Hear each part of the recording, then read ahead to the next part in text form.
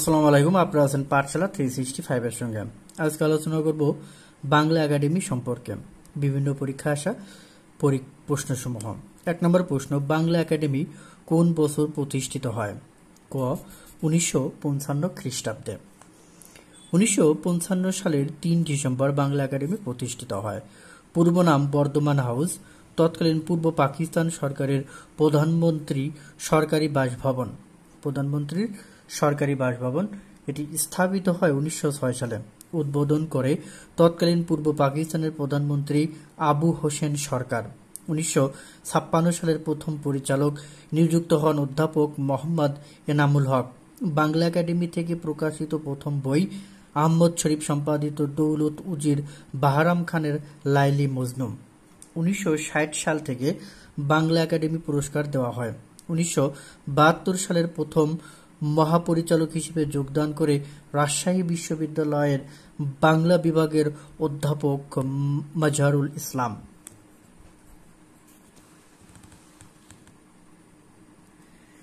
2 নম্বর, বাংলা একাডেমির আঞ্চলিক অভিধান সম্পাদনা কে করেন? ক মোহাম্মদ শহীদুল্লাহ। মোহাম্মদ শহীদুল্লাহ রচিত অভিধান আঞ্চলিক ভাষার অভিধান 1965। এটি বাংলা ভাষার প্রথম আঞ্চলিক অভিধান।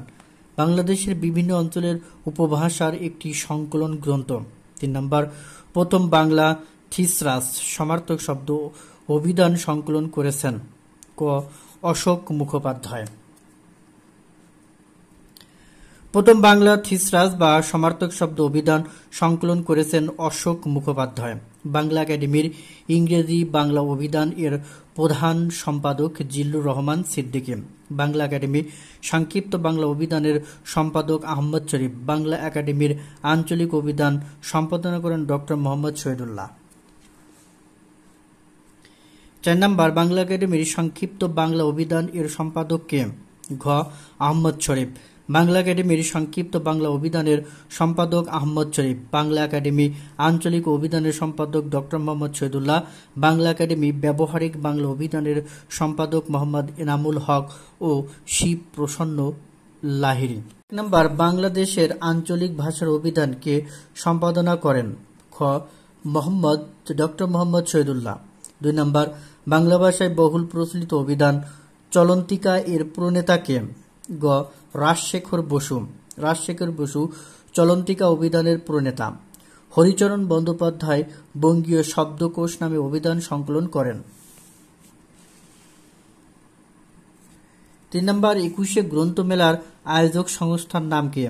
ঘ বাংলা একাডেমি। 21শে গ্রন্থমেলার আয়োজক বাংলা একাডেমি। মুক্তধারা প্রকাশনা প্রতিষ্ঠানের কর্ণধার চিত্তরঞ্জন সাহা প্রথম বাংলা একাডেমিতে বইমেলা শুরু করেন।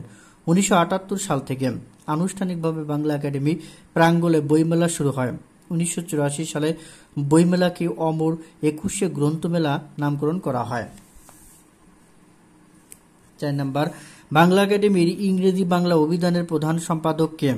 খ জিল্লুর রহমান সিদ্দিকী।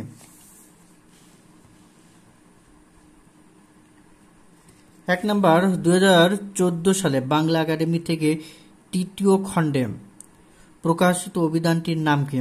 খ বাংলা ভাষার বিবর্তনমূলক অভিধান। প্রায় 1.25 লাখ শব্দের সংযোজন করে 2014 সালে বাংলা একাডেমি থেকে 3 খণ্ডে প্রকাশিত হয়েছে বাংলা ভাষার বিবর্তনমূলক অভিধান। অভিধানটি সম্পাদনা করেছেন অধ্যাপক ডক্টর গোলাম মুর্শিদ। এটি বাংলা ভাষায় রচিত সবচেয়ে বড় অভিধান। উল্লেখ্য, 1817 সালে রামচন্দ্র বিদ্যাবাগীশ রচিত প্রথম বাংলা ভাষার অভিধান প্রকাশিত হয়। 2 নম্বর, বাংলা একাডেমির মূল ভবনের পূর্ব নাম? খ বর্ধমান হাউস।